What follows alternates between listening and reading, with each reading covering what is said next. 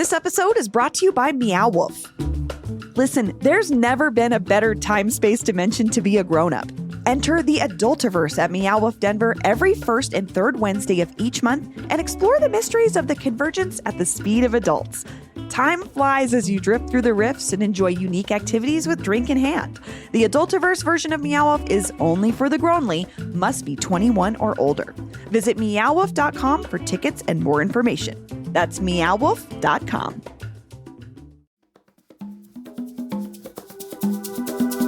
Today on CityCast Denver, yet another ugly landlord-renter dispute is going to court. So now's the perfect time to debut our new segment, Landlord Watch. Plus, me and producer Paul Caroli are looking into the mysterious news outlet advertising on big yellow billboards across the Mile High. Today is Wednesday, February 28th. I'm Bree Davies, and here's what Denver's talking about.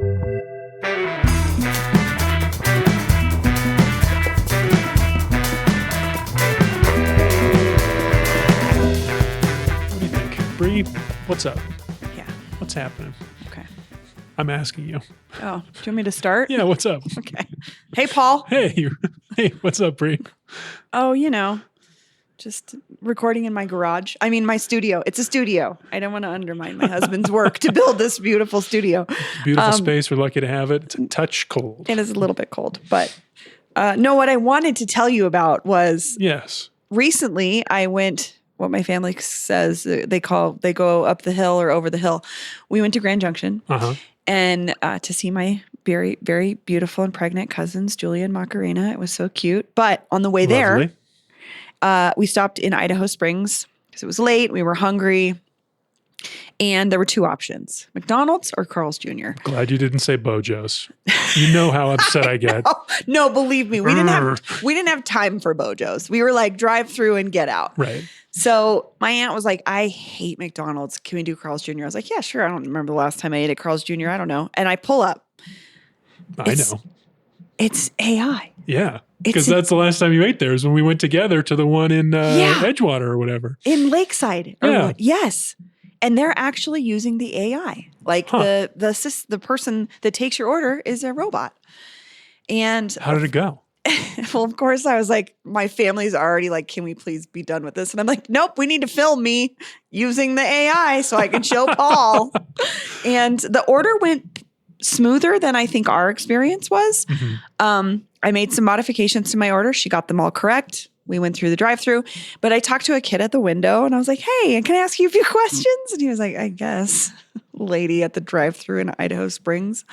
And I was like, do you like it? And he was like, it's fine. And I was like, do customers like it? And he was like, they complain. They say that she's mean. And I was like, what do you mean she's mean? And he was like, well, they like her. They think customers feel like she hurries them to make their order. Oh. So it's just like someone being like, you can order, you're ready to order, whatever. Interesting. Yeah. So it's up and running. The person I talked to said it had been going steadily for about 2 or 3 months and the employees are fine with it. Well, that's a solid report from the AI beat, which apparently we're on. We're going to put a link to that episode we did about that company that makes that software. Yeah. Very memorable episode in the show notes. But if this is around in other places, if you're like finding AI changes, let us know. I want to know. Mm-hmm. I'm so curious. But there's another beat that we're on we want to talk about today, the outdoor advertising beat. It is really a thing for us. We're talking billboards pretty regularly. Yes, we are. Well, you and I both have this billboard in our neighborhoods, which are across the city from each other. Mm-hmm. And it's, okay, how do I describe? I'm going to describe very quickly. There's 3 of them, I guess, there's another one, I think, around I-70. But Kyle Cook at Rocky Mountain PBS looked into them, and it's this yellow billboard with a picture of what looks like an AI-generated guy.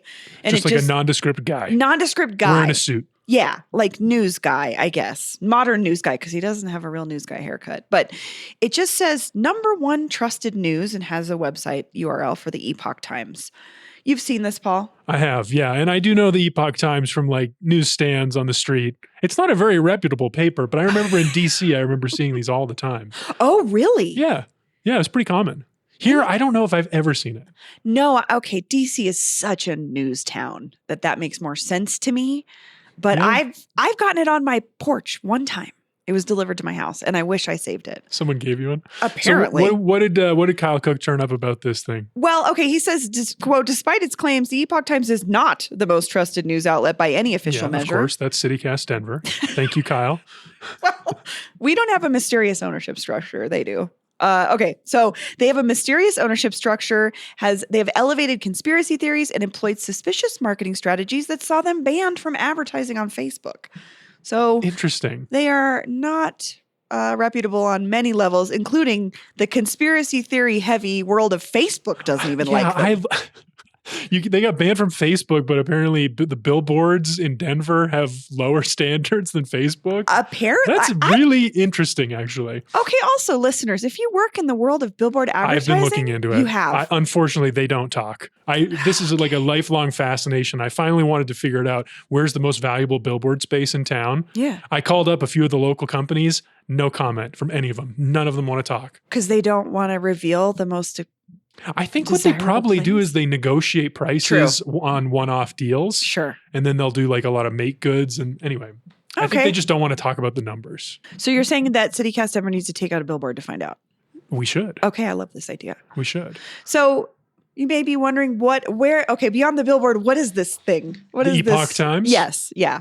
Actually, I have no idea. Well, I'll link to this great story from Rocky Mountain PBS in the show notes because we're touching the surface of how weird this thing is. Because there was just so much weird information about it. But it was started by a man named John Tang in Georgia in 2000 to counter propaganda from the Chinese government and defend practitioners of Falun Gong, a spiritual movement that combines ancient Chinese meditative exercises with this creator, Li Hongzhi's ultra-conservative conspiratorial views, which is an interesting combo. Meditation and conspiracy. How odd. To give you an idea of his feelings and thoughts on the world, he's the kind of guy that says that describes homosexuality as deviant. He doesn't believe in modern medicine, and he has conspiracy theories involving aliens being responsible for corrupting mankind. Wow. But what a world. This is like kind of blowing my mind. This is just like I had no idea that this was the views of the paper. I knew it was fringe. But it's weird that they're advertising in Denver. And I guess they're advertising in other cities across the country as well. But the Epoch Times has published headlines like, quote, the sinister theory behind the Q in LGBTQ and how our thoughts and feelings can change the course of cancer. So there you go. Next time you see that billboard, that's the real story. Yeah. So they're up to no good. The one other interesting thing I pulled from this that Kyle Cook found was that most recent tax documents available for the Epoch Times on the IRS's website show that in 2021, the paper brought in more than $76 million from subscriptions. So very curious. I am only leaving this with more questions. Okay. That's fascinating. Yeah. How are they making that money? Who's advertising in this paper? Who's subscribing to this paper? If you're subscribing to this paper, please let us know. No, but now if you see that billboard, which you will out in the world, now you know a little bit about it, and it's kind of not great. Do you know who the guy is? The picture of the guy? Oh, yeah. Is that the founder guy? No. Found that out. Okay. So real quick. His name is Joshua Phillip, who's host of the Crossroads show on Epoch TV. So they have a TV station as well. Oh, he must be their biggest star. I think he's like the Tucker Carlson of the Epoch Times and Epoch TV. He's talked about things on his show, such as the Apple Vision Pro is probably rewiring the human brain. So if you're using their VR headset or whatever, you probably have had your brain rewired. So bummer. Just so you know, that's what the number one trusted news source is talking about these days. Sorry, Apple Vision Pro users. Should have been reading the Epoch Times. Should have been watching Crossroads on Epoch TV. This episode is brought to you by Denver Health. Because Denver Health is here for the good days, the bad days, and the everydays. On good days, Denver Health offers general primary care and routine checkups. On bad days, they are among the top trauma centers in the nation with a 98% survival rate. And every day, Denver Health is here when you need them most. They have 4 convenient urgent care locations, including a virtual urgent care option, and more than 150 specialty healthcare services. Call 720-928-2127 or visit denverhealth.org if you're interested in making an appointment at Denver Health. Hey, it's Paul Caroli, executive producer with CityCast Denver.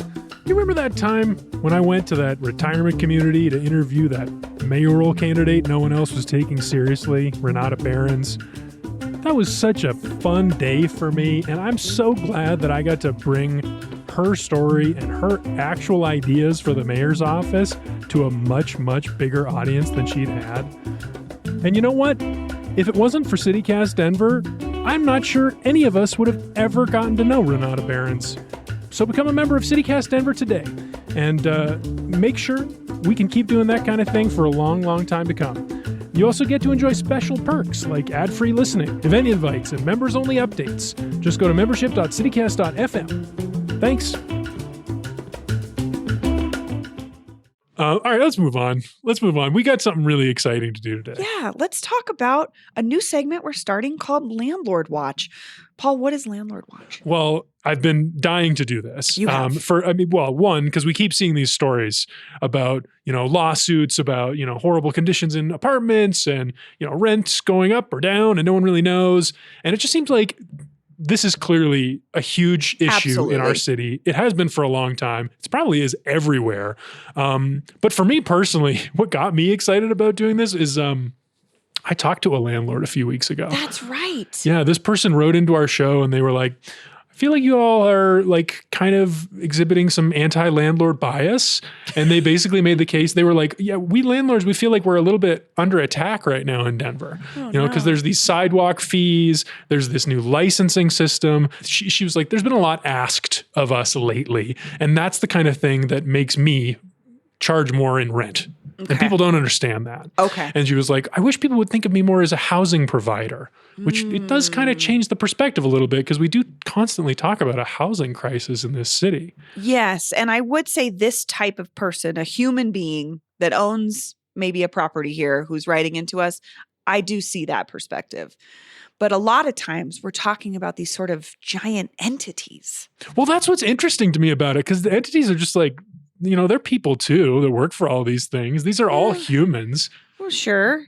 But there's a lot of power in real estate. So if you own a lot of it, you have a lot of different power in the city, I don't know. Yeah. I hear her and I'm just saying I see that kind of landlord because I know that kind of landlord. But she is part of this bigger picture of housing here.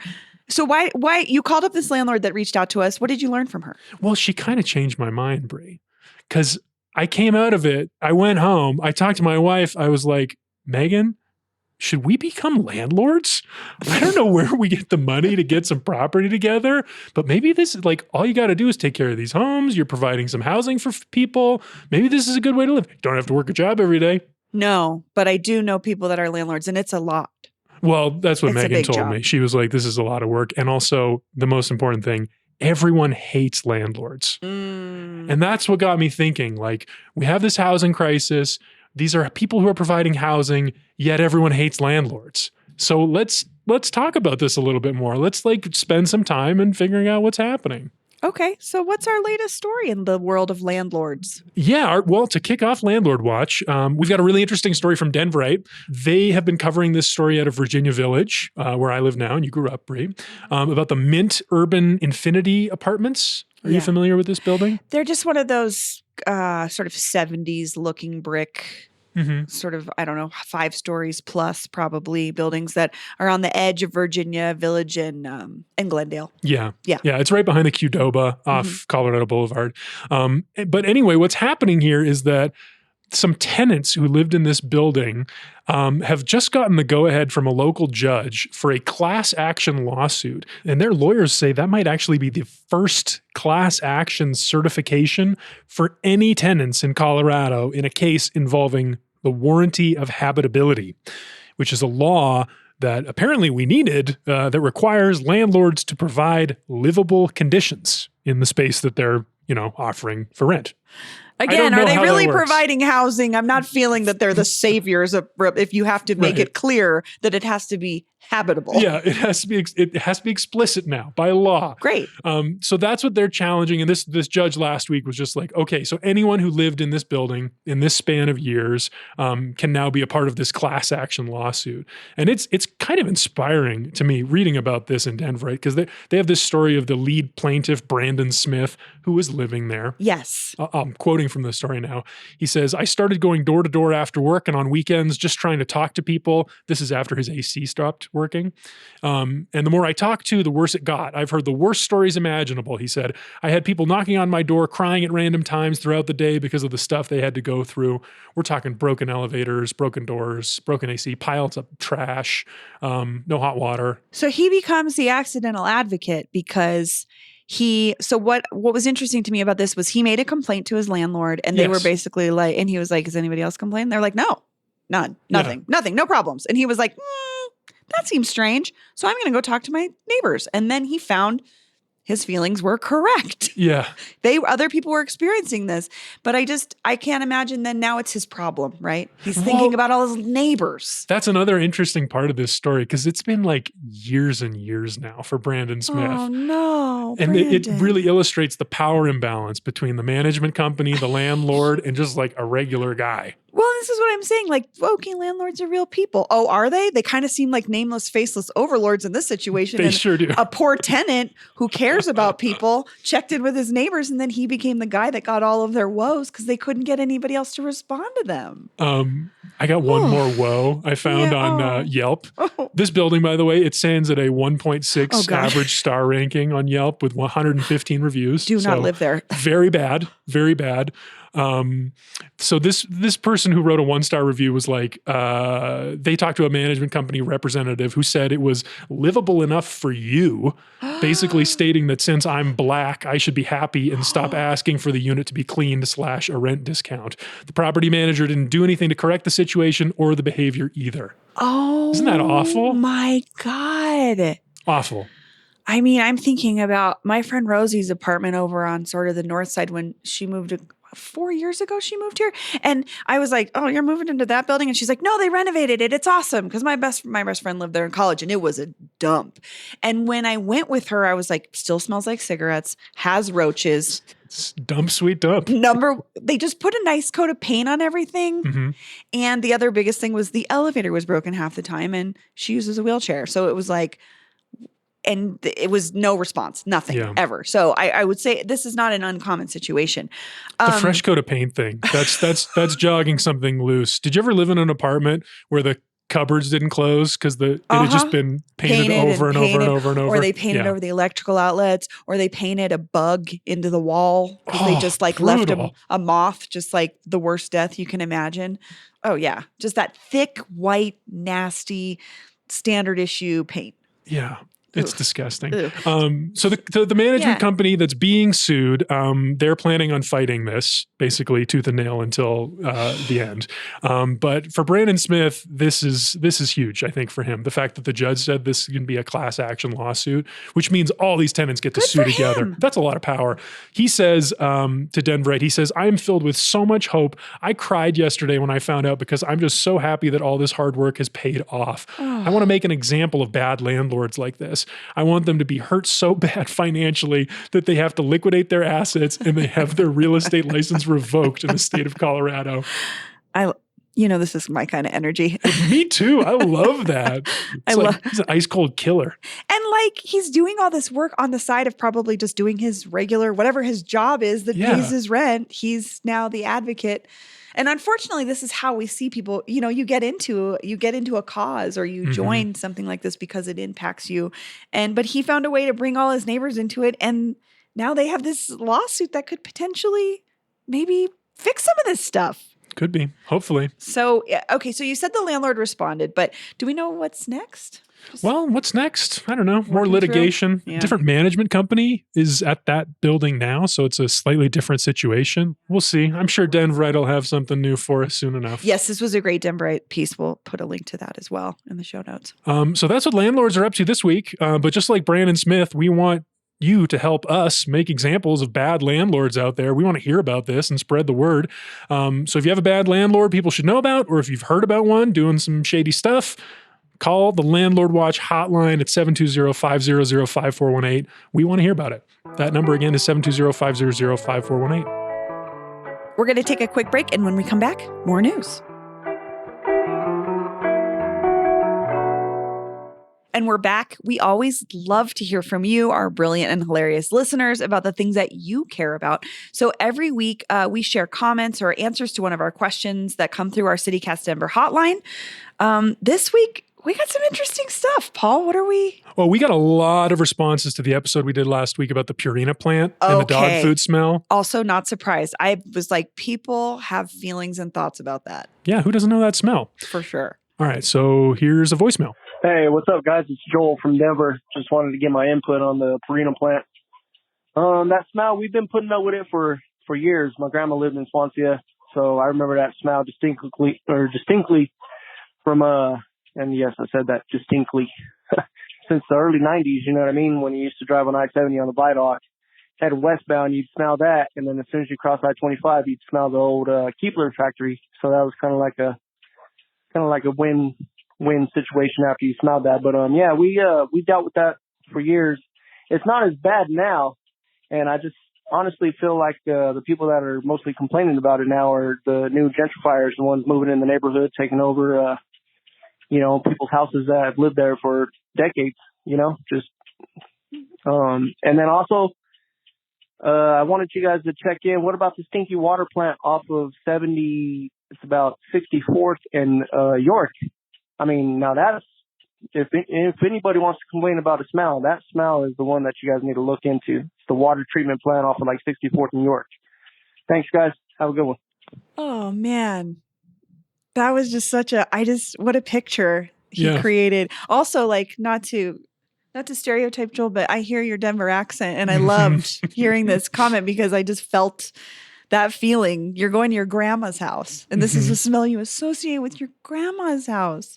But he did mention the Keebler factory. Were you familiar with that, Paul? I've never heard of the Keebler factory. I don't know about this. Keebler cookie factory. So you leave the dog food smell, and then as you go west, that's funny. He said it was sort of a palate cleanser. He called it a win-win. You hit the Keebler factory, and it smells like baking cookies. So at least we had that, you know? Joel, per your comment on the stinky water plant, I think I know what you're talking about. I didn't before, but I looked up a list of like stinky spots.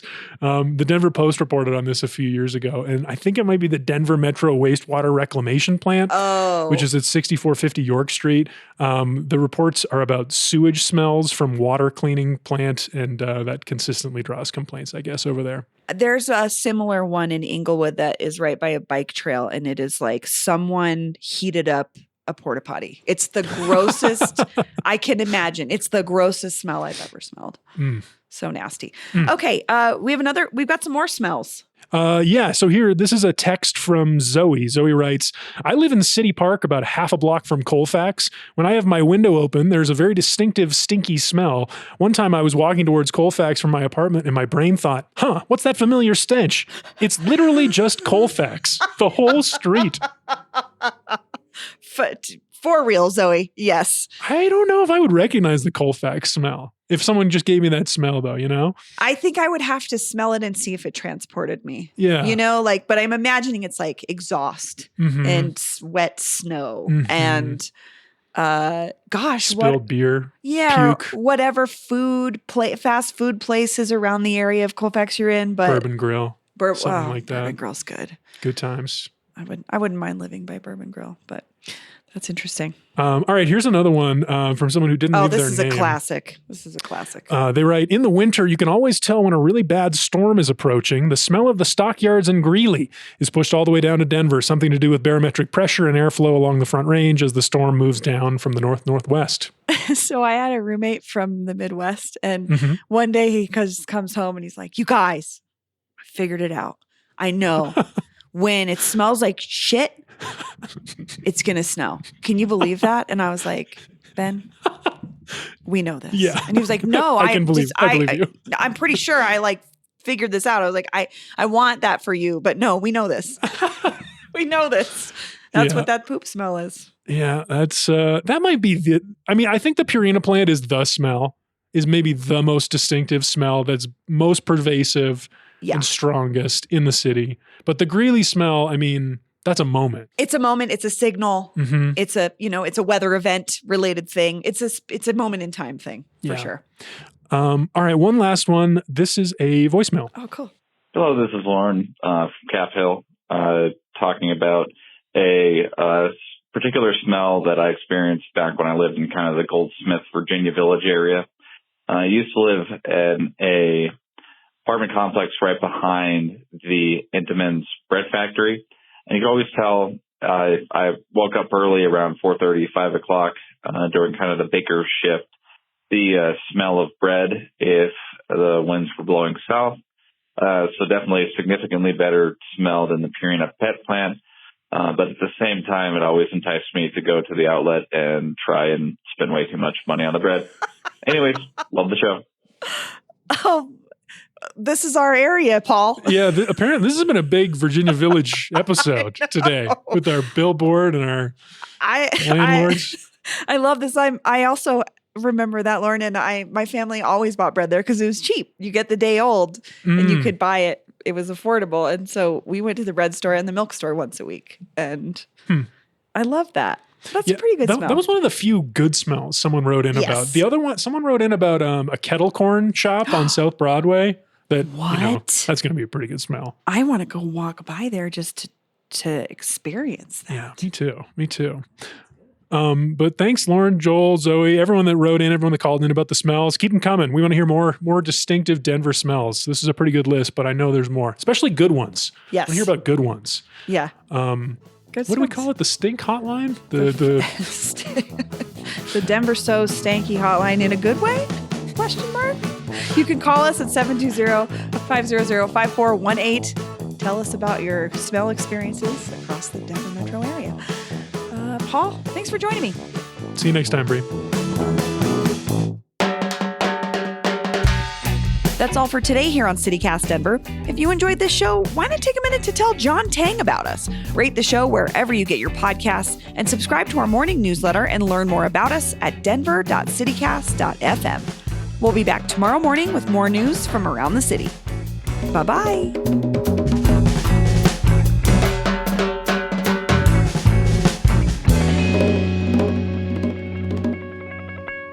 It's not the same. It's not the group I thought it was. I thought it was the same as the Moonies. You know the Moonies? Oh, yeah. No, it's not the Moonies for sure. Different East Asian. Different cult. I mean, basically, this is a cult. Allegedly. Allegedly.